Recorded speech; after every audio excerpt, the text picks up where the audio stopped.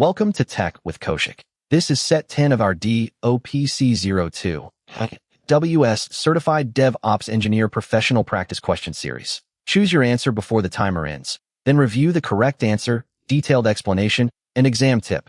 Keep track of your score and see how exam ready you are.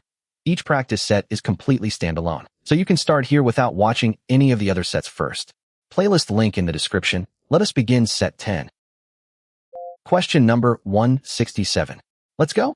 This one focuses on region governance. A financial organization requires all its AWS infrastructure to be strictly hosted within the European Union (EU) regions due to data sovereignty laws. A DevOps engineer must enforce a control restricting usage of non-EU regions across all AWS accounts. Furthermore, the security team must be alerted immediately if any API activity attempts to breach this governance policy. Which combination of actions should the DevOps engineer implement? Choose 2. Select all answers that apply. Choices. Option A. Deploy an AWS Lambda function to every AWS region to query Amazon Inspector for unauthorized deployments and send alerts. Option B. Create a multi-region AWS CloudTrail delivering logs to Amazon CloudWatch logs.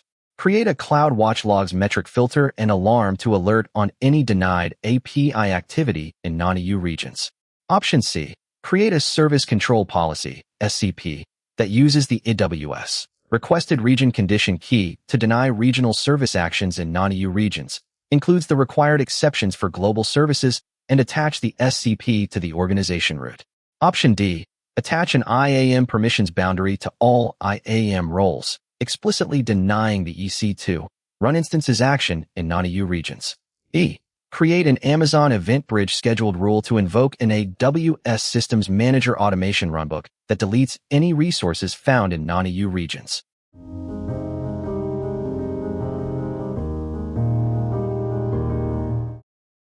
You should choose option B. Create a multi-region AWS CloudTrail delivering logs to Amazon CloudWatch logs.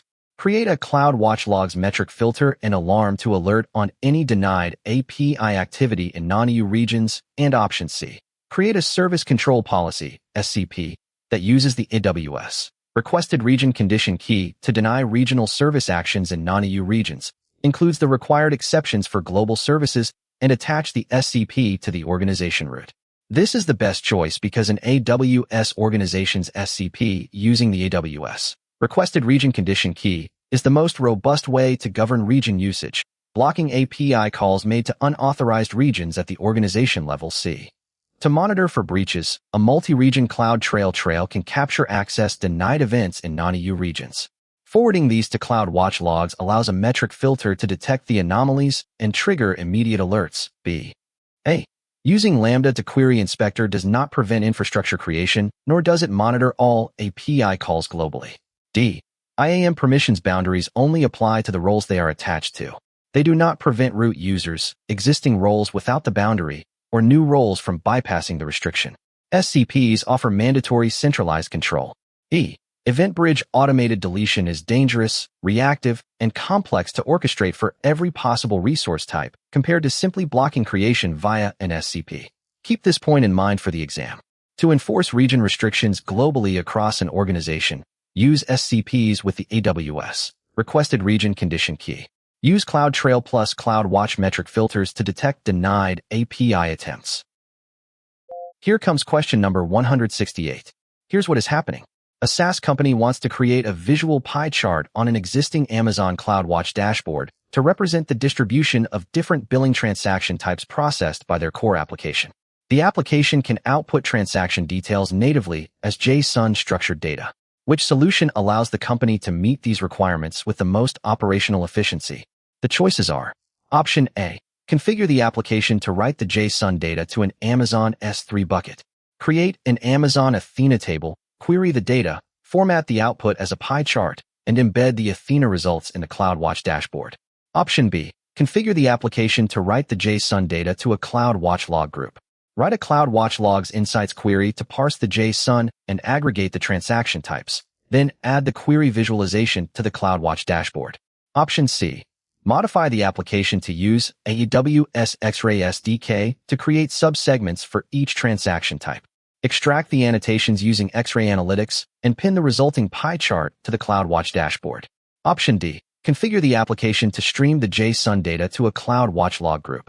Trigger an AWS Lambda function via a subscription filter to aggregate the metrics in Amazon DynamoDB, then build a custom widget for the dashboard.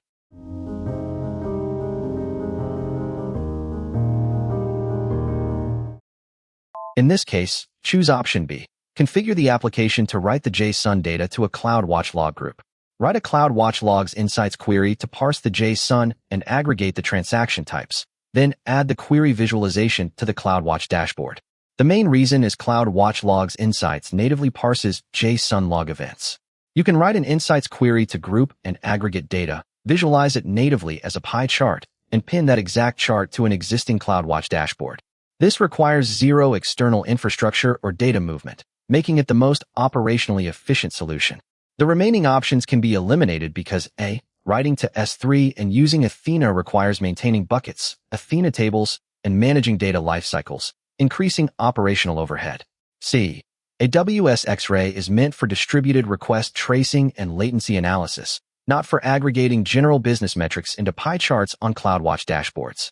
D. Triggering Lambda to write data to DynamoDB is unnecessary when CloudWatch Logs Insights can query and aggregate the JSON logs natively.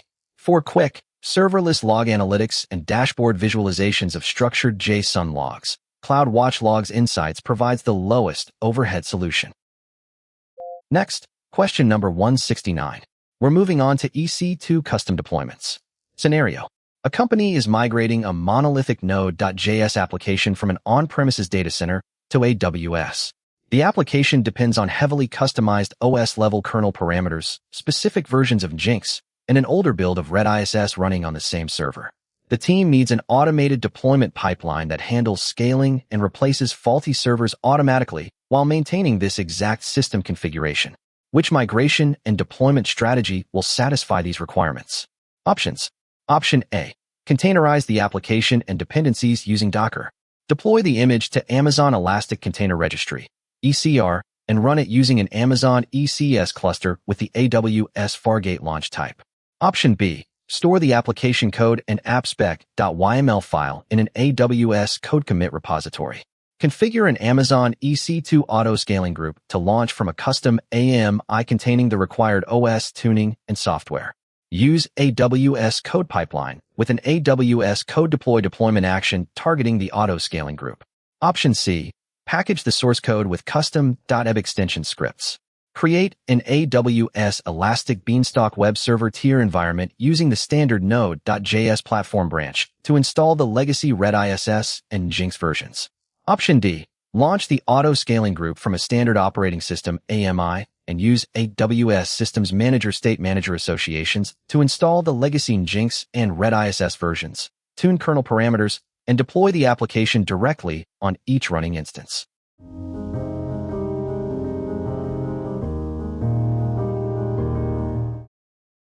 Go with option B. Store the application code and appspec.yml file in an AWS code commit repository. Configure an Amazon EC2 auto-scaling group to launch from a custom AMI containing the required OS tuning and software. Use AWS code pipeline with an AWS code deploy deployment action targeting the auto-scaling group. Let's look at the reasoning. The application requires highly specific OS kernel tuning, legacy versions of software, and multiple components running on the same host. The custom AMI preserves the exact kernel and co-located software configuration on every replacement instance, while the auto-scaling group supplies scaling and self-healing. Code Pipeline provides the managed CI/CD orchestration, and Code Deploy uses the appspec.yml file to deploy application revisions consistently to the auto-scaling group. Here's why the alternatives are not suitable. A. While Docker is great, modifying low-level OS kernel parameters in AWS Fargate is restricted. Tuning network/kernel parameters often requires privileged EC2 instances. C. Elastic Beanstalk provides standard managed platform branches. Severely deviating from the branch to install legacy components and tune the kernel introduces significant complexity and breaks the benefits of the managed platform. D. State Manager is useful for desired state configuration, but building the entire legacy runtime dynamically on each replacement instance increases convergence time and configuration drift risk. A pre-baked custom AMI provides a reproducible machine image, while code deploy separately manages application revisions. Here's a useful exam tip. When an application migration requires heavy OS-level kernel tuning and legacy co-located dependencies, custom AMIs managed via an EC2 auto-scaling group and AWS code deploy provide the necessary control. Next up is question number 170. An organization wants to restrict a newly integrated AWS account so that developers can use only the AWS services that the account has actually needed during its first 6 months of operation. Service control policies, SCPs, are enabled, and the full AWS Access SCP is attached at the target OU. The security team wants to use AWS organization service last access data in IAM to derive the initial allow list.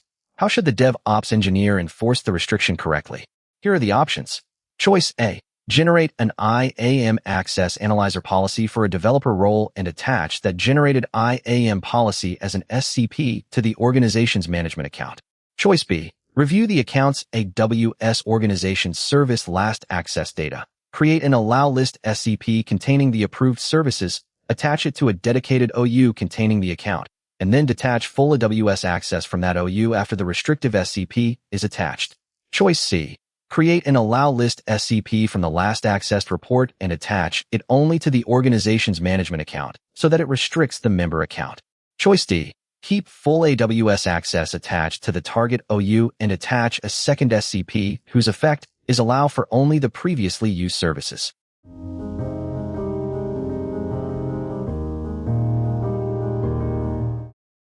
The best choice is option B. Review the account's AWS organization service last access data. Create an allow list SCP containing the approved services, attach it to a dedicated OU containing the account, and then detach full AWS access from that OU after the restrictive SCP is attached. This works because AWS organization service last access data in IAM shows which services principals in an account have actually accessed, and is specifically recommended as input for tightening SCPs. For an allow list SCP model, the restrictive allow policy must replace full AWS access at the controlling OU. Otherwise, full AWS access at that same level continues to allow all services. Attaching the restrictive SCP first avoids an unintended permissions gap while the policy is changed. Now let's rule out the other options. A. IAM Access Analyzer Policy Generation creates identity policy recommendations from access activity. It does not generate an account-wide SCP, and SCPs do not restrict the organization's management account. C. An SCP attached to the management account does not govern member accounts through inheritance. SCPs must be attached to the applicable root, OU, or member account. D. When full AWS access and a narrower allow SCP are both attached at the same OU, their allow statements are combined at that level, so full AWS access defeats the intended allow list restriction. Exam tip. Use organization's service last access data to identify and used services, then tighten SCPs at the appropriate OU. In an allow list strategy, replace full AWS access at the level where the restrictive allow SCP is attached. Question number 171. Next, let's move into event-driven tagging.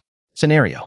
A company mandates that all newly created Amazon RDS instances must be tagged with the IAM user ID of the creator and their department cost center. This tagging must happen in near real time, no later than an hour after the instance is provisioned. AWS CloudTrail is active and delivering logs to an Amazon S3 bucket. An AWS Lambda function is available with the mapping logic to apply the tags. Which solution will invoke the Lambda function to meet the tagging requirements most efficiently? Option A. Create an Amazon Event Bridge rule that matches the Create DB instance event from RDS via CloudTrail. Set the Event Bridge rule target to the AWS Lambda function to apply the tags immediately. Option B. Enable S3 event notifications on the CloudTrail S3 bucket for S3 object-created * events. Invoke the Lambda function to parse the log file and tag the RDS instances. Option C. Set up an Amazon Event Bridge scheduled rule to run hourly. Configure the AWS Lambda function to download the latest hour of logs from the S3 bucket, parse for RDS creations, and apply the tags. Option D. Configure an AWS config custom rule that triggers on configuration changes for our DS instances. Map the rule to the Lambda function to extract the IAM user from the config item payload.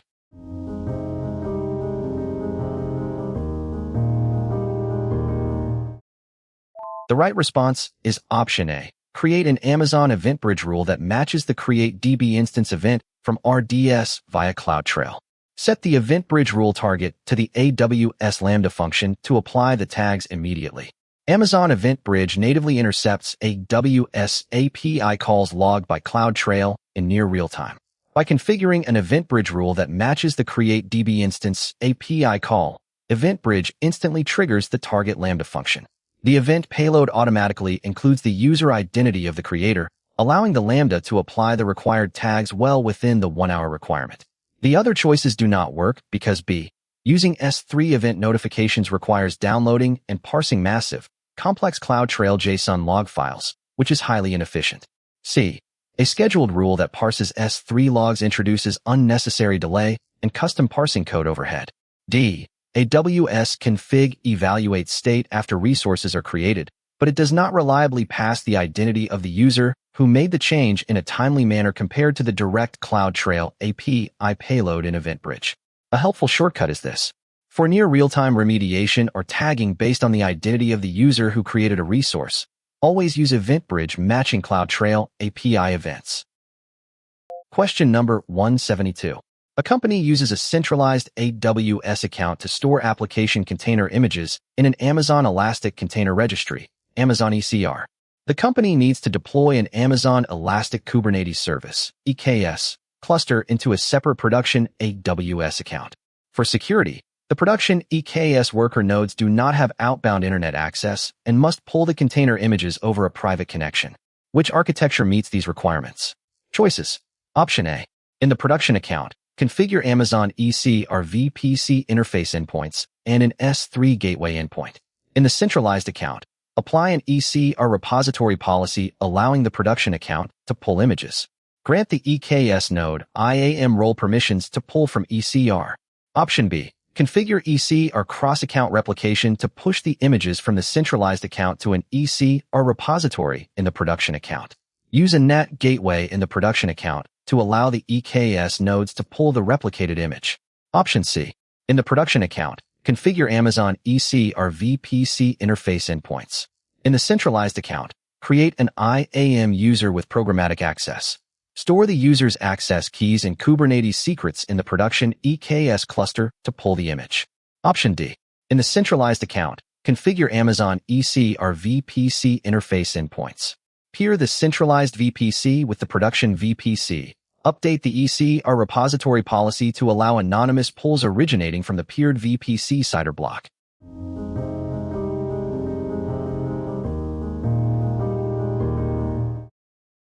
The answer here is option A. In the production account, configure Amazon ECR VPC interface endpoints and an S3 gateway endpoint. In the centralized account, apply an ECR repository policy allowing the production account to pull images. Grant the EKS node IAM role permissions to pull from ECR. Here's why. To pull ECR images privately without internet access, the VPC requires ECR interface endpoints for API and DKR and an S3 gateway endpoint because ECR image layers are stored in S3. For cross-account access, a resource-based policy must be attached to the ECR repository in the centralized account allowing the production account. Finally, the IAM role assumed by the EKS nodes in the production account needs identity-based permissions to pull. Let's quickly check the incorrect choices. B. ECR replication copies images across accounts, which works, but duplicate storage and does not solve the private network requirement without VPC endpoints in the production account. C. Using long-term IAM user access keys and Kubernetes secrets is unnecessary and insecure. For EC2-backed EKS nodes, the kubelet uses the node IAM role to obtain ECR authorization and pull images. D. Peering VPCs does not bypass the need for ECR endpoints if there's no internet access. Anonymous pulls are a security risk and usually blocked. The main takeaway is cross-account private ECR pulls require three things. VPC endpoints, ECR plus S3. In the pulling VPC, a resource-based policy on the EC or repository, and an identity-based policy on the polling role. Now for question number 173. Here's the scenario. A DevOps team uses AWS code pipeline to orchestrate a Python application release. The pipeline currently has 3 sequential stages: source, run order, 1, build, run order, 1, and deploy, run order, 1. The team wants to introduce automated unit tests using practise. The pipeline must only proceed to the deploy stage if the code successfully passes these unit tests after the initial build completes. How should the pipeline be modified to achieve this? Choice A. Add a test action using AWS code build to the build stage and assign it a run order value of 2. Choice B. Add a test action using AWS code deploy to the build stage and assign it a run order value of 1. Choice C. Add a test action using AWS code build to the deploy stage and assign it a run order value of 1. Choice D. Add a test action using AWS code deploy to the deploy stage and assign it a run order value of 2.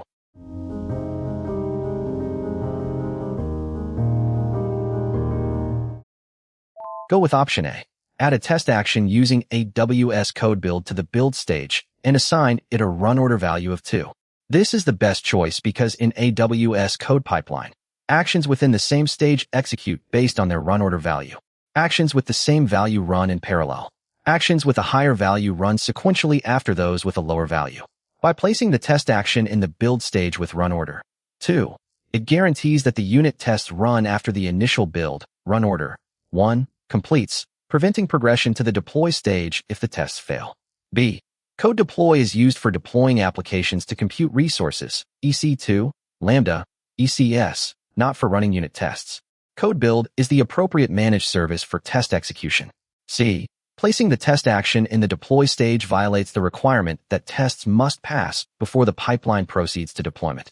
D. Code deploy is a deployment service, not a unit test runner. Assigning it run order 2 in the deploy stage does not provide the required practise validation before deployment. Keep this point in mind for the exam. Use AWS code build for compiling code and running unit tests. Use code pipeline run order to enforce sequential execution within a single stage. Question number 174. The focus now shifts to AWS config remediation. Consider this situation. A security audit revealed that developers across several AWS accounts in an organization have created Amazon S3 buckets that allow unencrypted HTTP connections. The organization's security policy mandates that all data in transit must be encrypted. A DevOps engineer must enforce encryption in transit across all existing and future S3 buckets automatically. Which automated solution will enforce this requirement? Review the options. Option A. Deploy an AWS CloudFormation stack set to provision AWS network firewall in each account. Configure a stateful rule to drop all incoming TCP traffic on port 80 targeting S3 IP ranges. Option B. Enable AWS config across the organization. Deploy a conformance pack utilizing the S3 bucket SSL requests only managed rule paired with an AWS Systems Manager automation runbook that applies a bucket policy denying access when AWS secure transport is false. Option C. Enable AWS config across the organization. Deploy a conformance pack utilizing the S3 bucket SSL requests only managed rule paired with an AWS Systems Manager automation runbook that applies a bucket policy denying access when S3 XAMPP server-side encryption is null. Option D. Create an Amazon Event Bridge rule in the management account matching the create bucket API call. Trigger an AWS Lambda function to automatically attach a bucket policy enforcing HTTPS.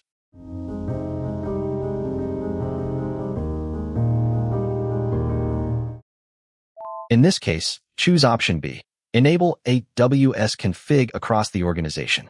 Deploy a conformance pack utilizing the S3 bucket SSL requests only managed rule paired with an AWS Systems Manager automation runbook that applies a bucket policy denying access when AWS secure transport is false.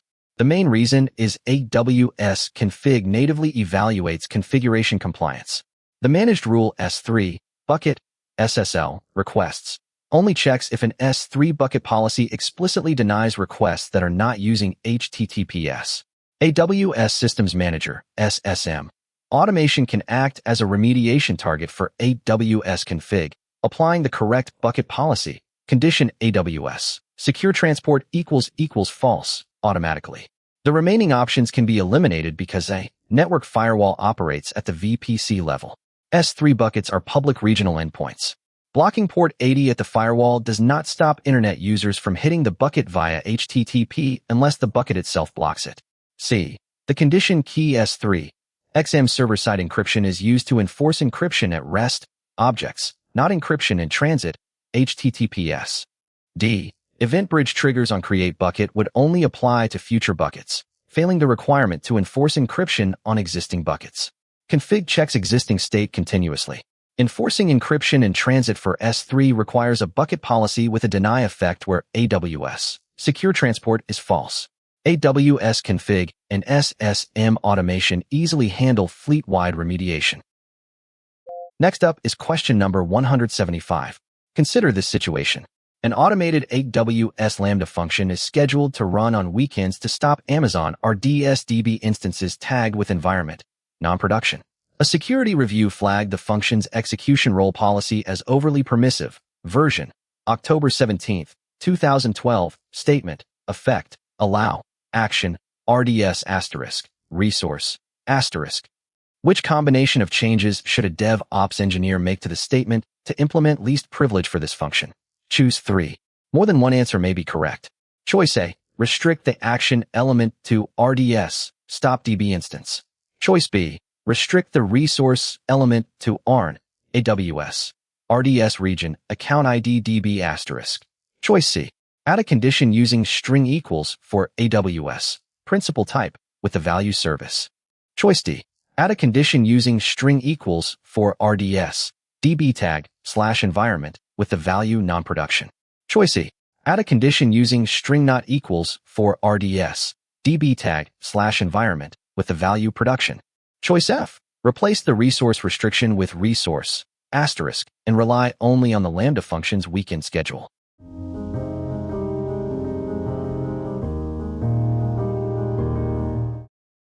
The answers that work here are option A, restrict the action element to RDS, stop DB instance. Option B, restrict the resource element to ARN, AWS, RDS region, account ID DB asterisk. And option D, add a condition using string equals for RDS, DB tag, / environment, with the value non-production.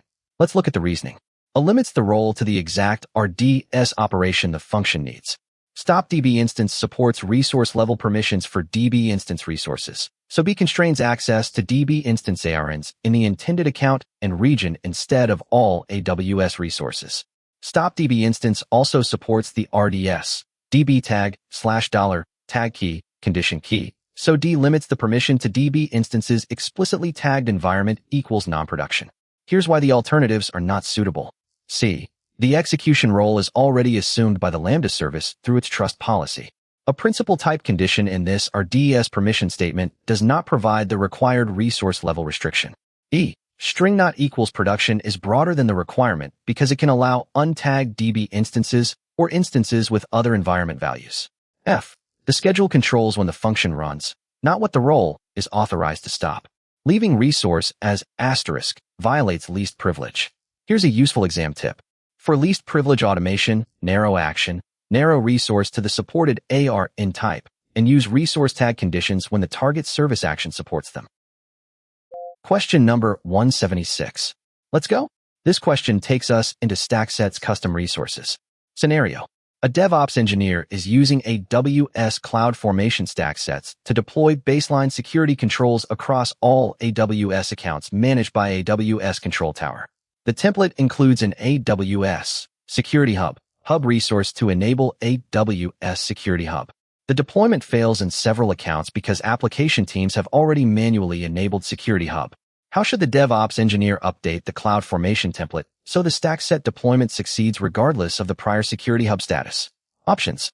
Option A. Use the getATT intrinsic function to query the Security Hub status.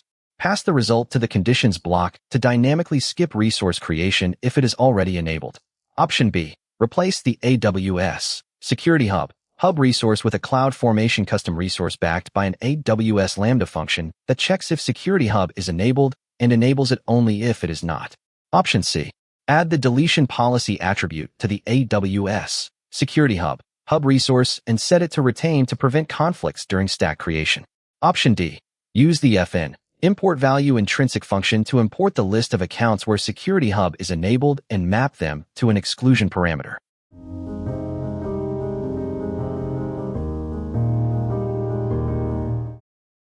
The right response is option B. Replace the AWS Security Hub resource with a CloudFormation custom resource backed by an AWS Lambda function that checks if Security Hub is enabled and enables it only if it is not.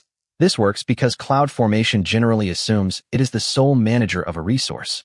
If an AWS resource, like a Security Hub detector, already exists when CloudFormation attempts to create it, the stack creation will fail with an already exists error. To bypass this conditionally, you must implement a custom resource backed by Lambda. The Lambda function can use the AWS SDK to describe Security Hub and gracefully succeed if it's already enabled, avoiding the stack failure. Now let's rule out the other options. A.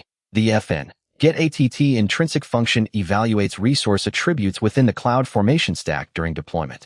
It cannot query the external state of an AWS account prior to resource creation. C.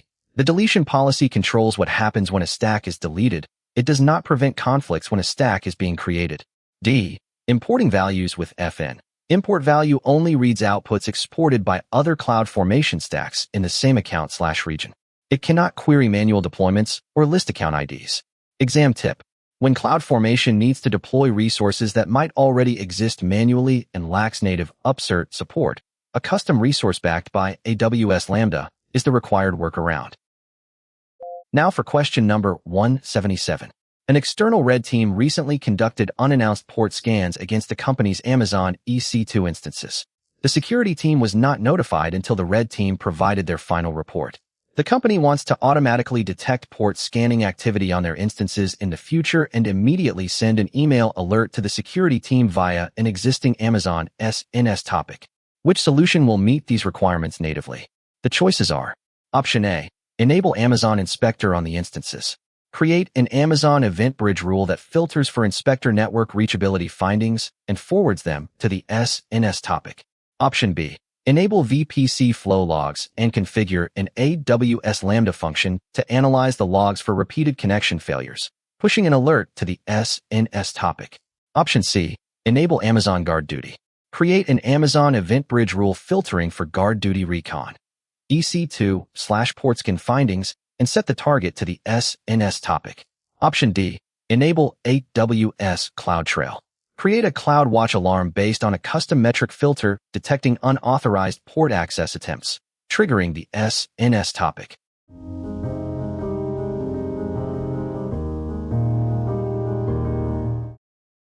The best choice is option C. Enable Amazon Guard Duty. Create an Amazon Event Bridge rule filtering for Guard Duty Recon. EC2/portscan findings and set the target to the SNS topic. Amazon Guard Duty is a managed threat detection service that automatically monitors network activity, including VPC flow logs, to detect malicious behavior like port scanning, recon, EC2/portscan.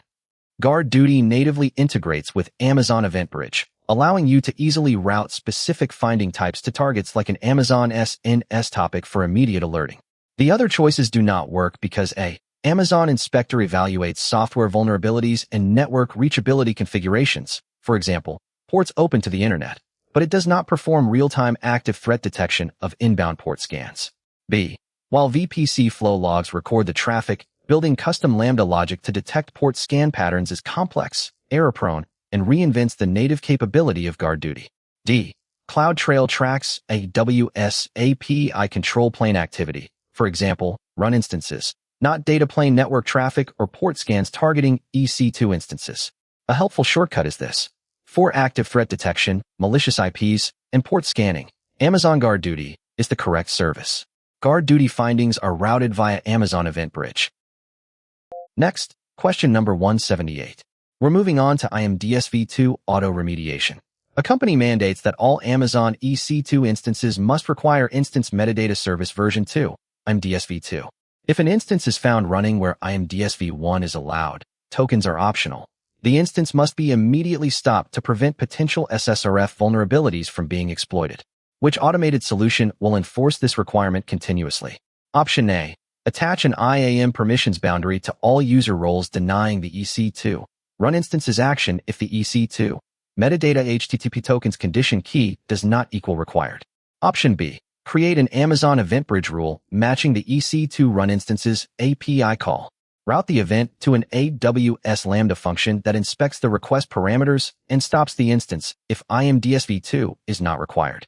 Option C. Enable AWS config and deploy the EC2 IMS2 check managed rule. Configure an automatic remediation action using the AWS Stop EC2 Instance Systems Manager Automation Runbook. Option D. Use Amazon Inspector Deep Inspection to scan EC2 instances for SSRF vulnerabilities. Route inspector findings through Amazon Event Bridge to an AWS Lambda function that stops the instance.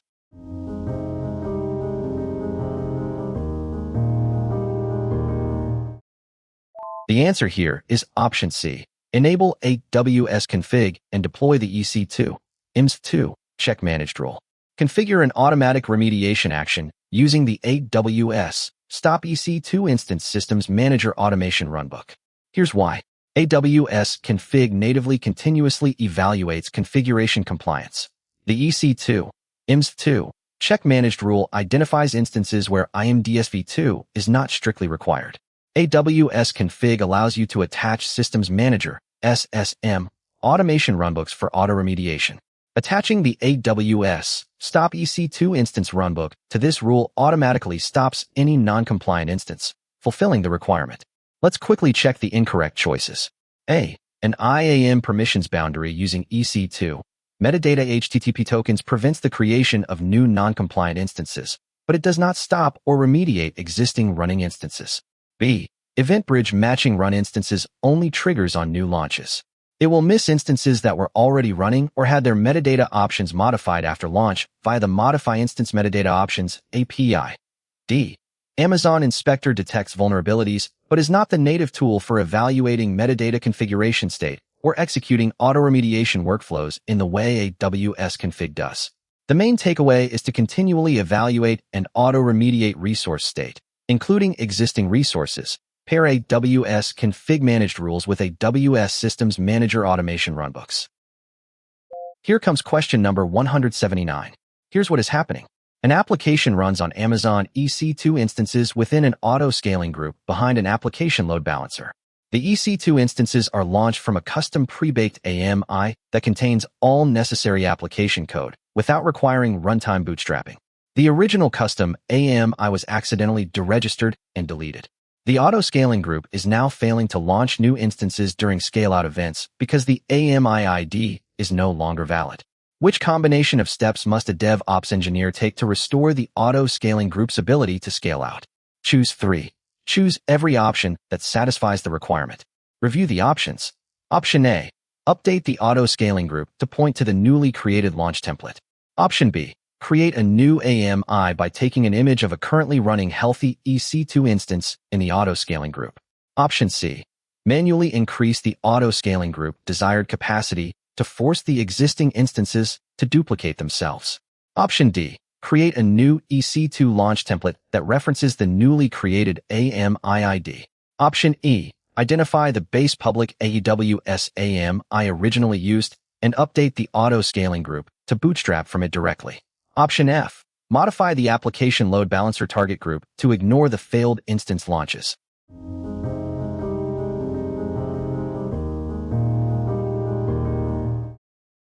The correct answers are Option A. Update the auto-scaling group to point to the newly created launch template.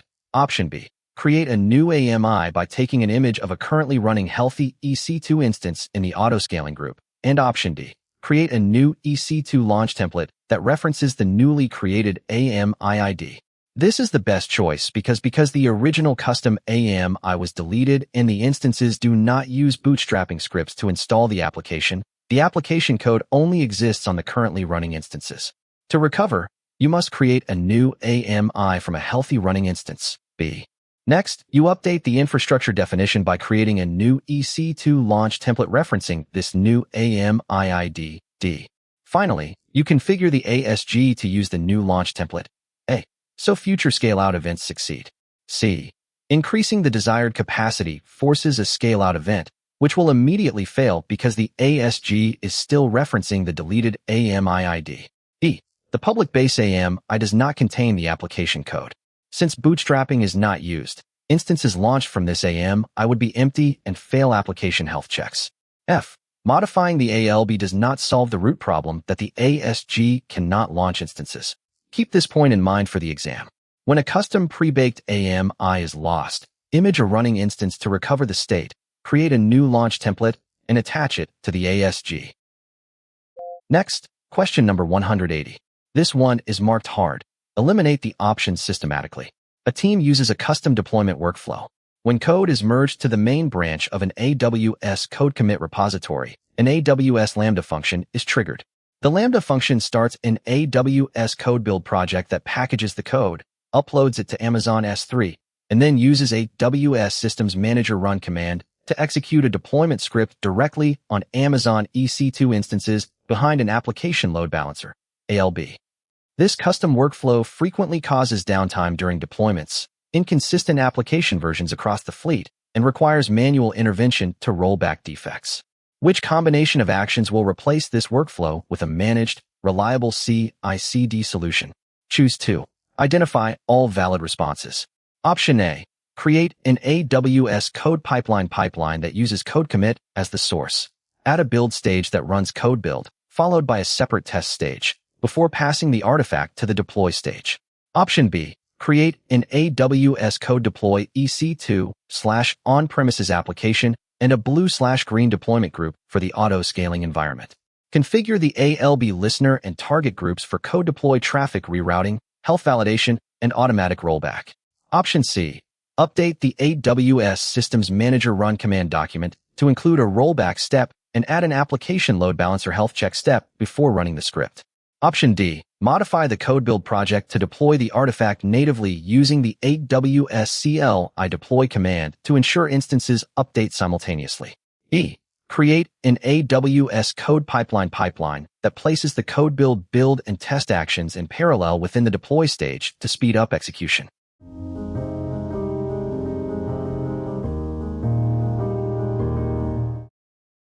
The required selections are Option A. Create an AWS code pipeline that uses code commit as the source. Add a build stage that runs code build, followed by a separate test stage, before passing the artifact to the deploy stage. And Option B. Create an AWS code deploy EC2/on-premises application and a blue/green deployment group for the auto-scaling environment. Configure the ALB listener and target groups for code deploy traffic rerouting, health validation, and automatic rollback. The main reason is the current workflow lacks proper orchestration, testing gates, and managed deployment safety. AWS Code Pipeline A. Provides managed orchestration, allowing the inclusion of a dedicated test stage to catch defects before they reach production. AWS Code Deploy B. Replaces custom SSM scripts with a managed EC2 blue/green deployment.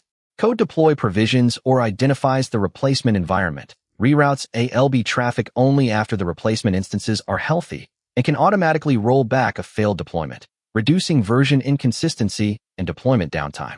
The remaining options can be eliminated because C. Modifying an SSM run command document adds custom scripting overhead and is less robust than migrating to the managed deployment capabilities of AWS Code Deploy. D. Using code build to natively run the AWS CLI deploy command bypasses proper pipeline orchestration and deployment strategies, failing to address the need for traffic shifting or automatic rollbacks. E. Running build and test actions in parallel in the deploy stage defeats the purpose of testing. Tests must successfully pass in a distinct stage before the deployment stage begins. For EC2 fleets where deployment downtime and rollback safety matter, combine code pipeline orchestration with a code deploy blue/green deployment group and elastic load balancing. Question number 181. Let's go. Scenario. A large enterprise uses AWS organizations. The organization's management account, named provisioning, runs a CI/CD pipeline that creates and configures new AWS accounts. The enterprise also has a centralized security tools account. The security team must automatically trigger a custom security baseline workflow in security tools whenever the organization's create account API call succeeds in the provisioning management account. The API call is recorded by AWS CloudTrail. Which architecture will route this CloudTrail event to the security team with the least operational overhead? Options. Option A. Create an event bridge rule in the provisioning account that matches the create account CloudTrail event and targets the default event bus in the security tools account. Add a resource-based policy on the security tools event bus that allows the provisioning account to put events and configure the source rule to use an IAM role that grants events. Put events on the destination event bus. Option B. Create a custom Amazon Event Bridge event bus in the security tools account. Attach a resource policy to the custom bus to allow events from the provisioning account. Create an event bridge rule in the security tools account that directly pulls CloudTrail logs in the provisioning account for the create account API. Option C. Create a custom Amazon Event Bridge event bus in both the provisioning account and the security tools account. Create an event bridge rule in the provisioning account that connects its custom event bus to the custom event bus in the security tools account. Option D. Create an Amazon Event Bridge rule in the provisioning account that targets an Amazon SNS topic. Create an AWS Lambda function in the security tools account that subscribes to the SNS topic and forwards the payload to the default event bus in the security tools account.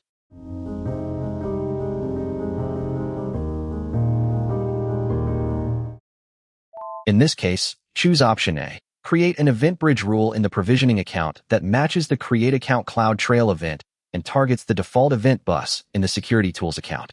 Add a resource-based policy on the security tools event bus that allows the provisioning account to put events and configure the source rule to use an IAM role that grants events. Put events on the destination event bus. Let's look at the reasoning. Event Bridge supports direct cross-account event bus targets. The destination event bus must authorize the source account through its resource policy, and current Event Bridge behavior requires an IAM role for new cross-account event bus targets, so the source rule can call events. Put events. This provides native routing without custom forwarding code. Here's why the alternatives are not suitable. B. Event Bridge in the destination account cannot directly pull another account's CloudTrail logs. The event must first be routed across accounts. C. Custom buses in both accounts add unnecessary resources and still require correct cross-account authorization. D. SNS plus Lambda introduces custom forwarding code and extra components when Event Bridge supports the cross-account route natively. Here's a useful exam tip. For cross-account Event Bridge bus targets, check both sides of authorization, the destination bus resource policy and the sender side IAM role used by the rule target. Question number 182. This question takes us into multi-account security. A global financial firm manages its AWS accounts using AWS organizations. The firm recently acquired a startup that operates several standalone AWS accounts. The firm's cloud platform team must integrate these newly acquired accounts into their existing organization. The firm dictates two strict requirements. The platform team must retain full administrative control over the acquired AWS accounts from the organization's management account. All security findings across both the existing and acquired accounts must be centrally aggregated and grouped to maintain a unified security posture. Which combination of actions should the platform team take to satisfy these requirements? Choose two. More than one answer may be correct. Choices. Option A. Invite the acquired company's standalone AWS accounts to join the organization. In each invited account, manually create the organization account access role, IAM role, and grant the organization's management account permission to assume it. Option B. Invite the acquired company's standalone AWS accounts to join the organization. Apply a service control policy, SCP, at the organization root that explicitly allows full administrative privileges for the management account. Option C. Configure AWS Security Hub to aggregate and group security findings across all accounts in the organization. Enable the Security Hub feature that automatically detects and enrolls new accounts as they join the organization. Option D. Configure AWS Firewall Manager to collect and aggregate security findings across all accounts. Designate a security account within the organization as the delegated administrator for Firewall Manager. E. Configure Amazon Inspector to aggregate all security findings across the organization into a centralized S3 bucket. Designate a security account within the organization as the delegated administrator for Amazon Inspector.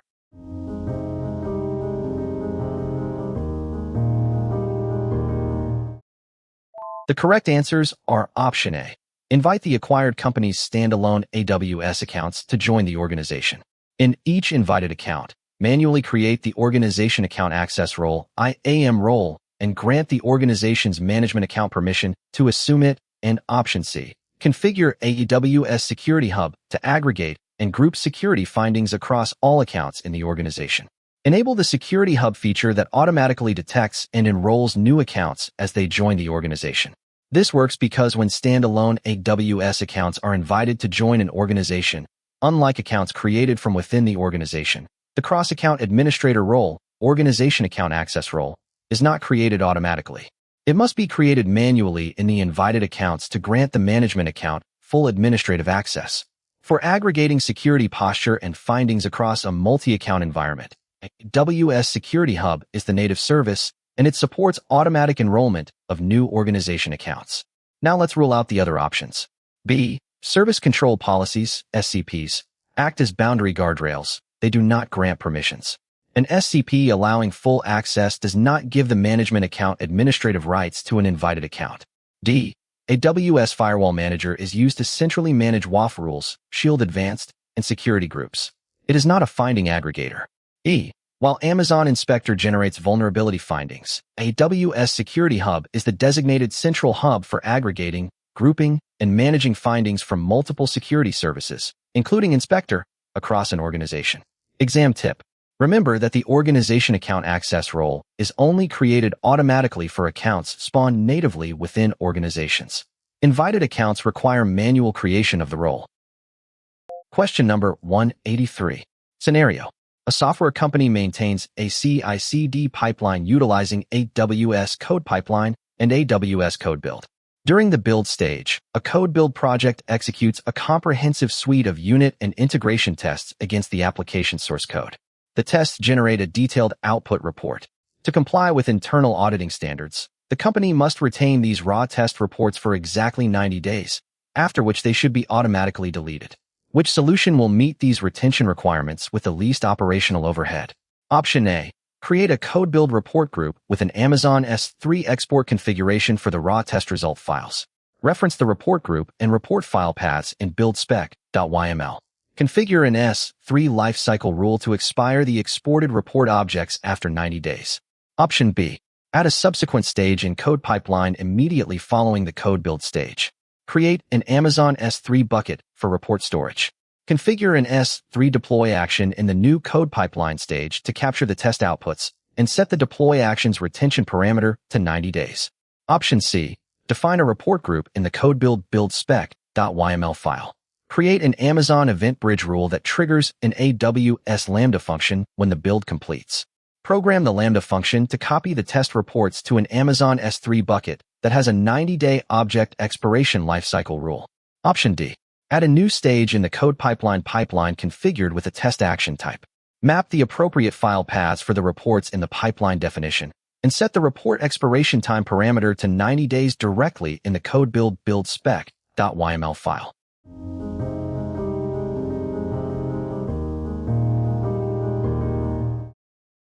Go with option A. Create a code build report group with an Amazon S3 export configuration for the raw test result files.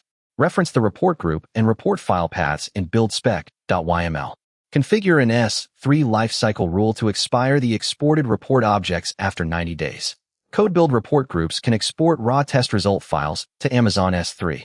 Code build hosted reports expire after 30 days, so exporting the raw results to S3 and applying an S3 lifecycle expiration rule provides managed retention for 90 days without custom code. The other choices do not work because B. Code pipeline S3 deploy actions do not provide a native 90-day retention parameter. C. Event Bridge and Lambda can copy files, but they add custom code and operational overhead that the report group S3 export supports natively. D. Code build-spec syntax does not provide a report expiration time setting for custom 90-day report retention. A helpful shortcut is this. Code build reports are retained for 30 days by code build. Use report group export to S3 plus S3 lifecycle when longer controlled retention is required. Question number 184. Here's the scenario. A media company governs its multi-account environment with AWS organizations. The organization root has the full AWS Access SCP attached. A nested workloads OU uses an allow list SCP that contains allow statements for Amazon S3 and AWS Lambda actions, but it does not allow Amazon EC2 actions. An account named Media Processing is in the workloads OU. A DevOps engineer assumes a role in that account with the AWS Managed Administrator Access policy. When the engineer attempts to launch an EC2 instance, the request is denied. What must be done to allow the DevOps engineer to successfully launch EC2 instances in the media processing account? Here are the options. Choice A. Update the SCP attached to the workloads OU to include an allow statement for Amazon EC2 actions. Choice B. Attach the AWS Managed Amazon EC2 Full Access IAM policy directly to the DevOps engineer's IAM role in the media processing account. Choice C. Create a new SCP that explicitly allows Amazon EC2 actions and attach this new SCP directly to the media processing account. Choice D. Create a new SCP that explicitly allows Amazon EC2 actions and attach this new SCP to the root OU to override the child OU policy.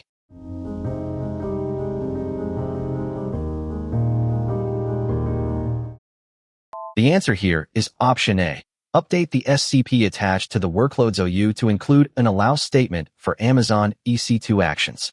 Here's why. With an SCP allow list strategy, an action must be allowed at every level from the root through the OU path to the account. The workloads OU SCP does not allow EC2, so the role's administrator access policy cannot make EC2 effective. Adding the required EC2 allow to the workloads OU SCP makes EC2 eligible to be granted by the role policy. Let's quickly check the incorrect choices. B.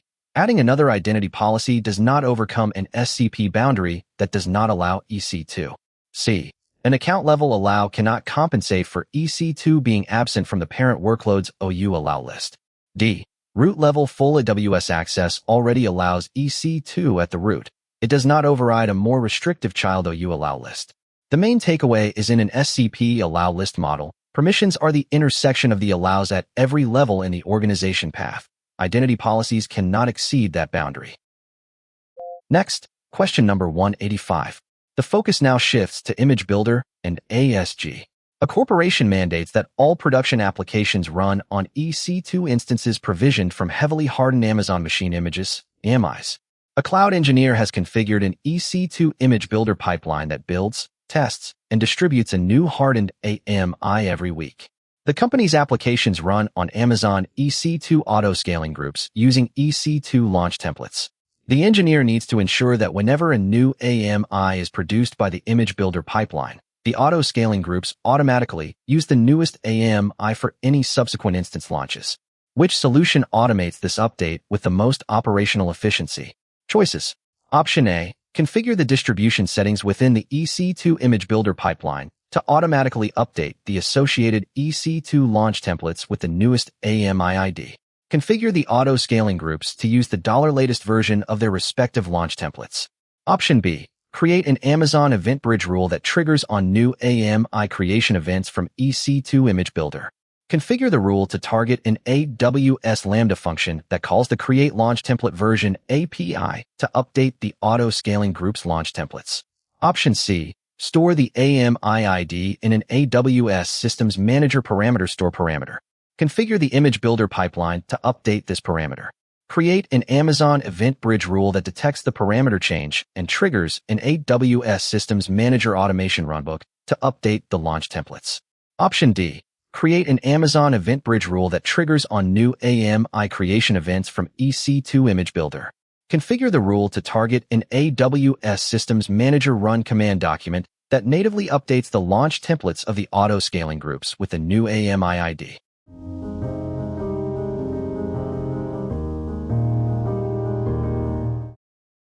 The right response is option A. Configure the distribution settings within the EC2 Image Builder pipeline to automatically update the associated EC2 launch templates with the newest AMI ID. Configure the auto-scaling groups to use the $latest version of their respective launch templates. This is the best choice because EC2 Image Builder natively integrates with Amazon EC2 launch templates. In the distribution settings of an image builder pipeline, you can specify a target launch template. Upon a successful build, Image Builder automatically creates a new version of the specified launch template containing the new AMI ID. By configuring the auto-scaling group to point to the $latest version, new instance launches automatically utilize the hardened AMI with zero custom automation overhead. B. Using EventBridge and Lambda to call the Create Launch Template Version API requires custom code maintenance, whereas Image Builder handles this natively. C. While updating Systems Manager Parameter Store is a valid pattern, relying on an EventBridge rule and an SSM automation document introduces unnecessary complexity when native Image Builder integration exists. D. Systems Manager Run command is used to execute commands on running instances. It does not natively modify launch templates. Keep this point in mind for the exam. For the least operational overhead, always leverage EC2 Image Builder's native distribution settings to update launch templates, and set your ASGs to use the $latest template version. Question number 186. Let's go. Scenario. An enterprise has strict compliance regulations. The Cloud Center of Excellence requires that internal product teams can only provision AWS infrastructure using predefined, security-approved AWS CloudFormation templates. Furthermore, the security team requires an automated mechanism to continuously monitor these provisioned resources and generate alerts if their configuration drifts from the approved template state. Which combination of services and configurations satisfies these requirements? Options. Option A. Publish the approved CloudFormation templates as AWS Service Catalog products and restrict product team identities from creating or updating CloudFormation stacks directly. Use Service Catalog launch constraints to provision products with an approved IAM role. Enable the AWS Config CloudFormation Stack Drift Detection Check Managed rule to detect drift. Option B. Require teams to deploy CloudFormation stacks manually but enforce the use of a dedicated CloudFormation service role via IAM permissions. Rely on native CloudFormation drift detection configured with Amazon SNS notifications for state changes. Option C. Enforce that teams deploy infrastructure exclusively through AWS Service Catalog by applying template constraints. Use Amazon EventBridge rules to directly pull the resources and detect configuration drift. Option D. Require teams to deploy CloudFormation stacks via an AWS code pipeline workflow using a restricted service role. Use AWS config rules to actively prevent any API calls that would cause infrastructure drift.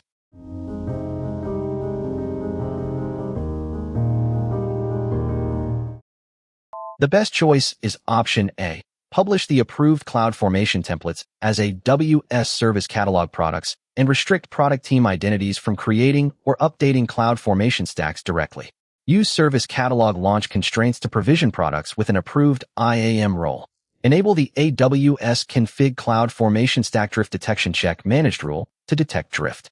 The main reason is Service Catalog provides a governed catalog of approved CloudFormation-based products. Restricting direct CloudFormation provisioning ensures teams use only the catalog, while launch constraints specify the approved role used to provision each product. The AWS Config CloudFormation Stack Drift Detection Check Managed rule continuously evaluates stack drift. The remaining options can be eliminated because B. A CloudFormation service role alone does not restrict teams to an approved catalog, and native drift detection is not a continuously enforced SNS notification mechanism by itself. C. Template constraints restrict product parameter values. They do not replace provisioning governance, and EventBridge does not pull resources to calculate CloudFormation drift. D. AWS config is detective and cannot directly block arbitrary API calls that might create drift. Use Service Catalog to govern which infrastructure products users may launch, and AWS config to evaluate the resulting CloudFormation stacks for drift. You have completed Set 10 of the DOP-C02 AWS Certified DevOps Engineer Professional Practice Question Series. How did you score? Share your result in the comments. Work through all the sets to build broader exam readiness and cover more practice questions. Please like this video, subscribe to Tech with Kaushik, and enable notifications for more certification exam preparation content. Thank you for watching, and I will see you in another practice set.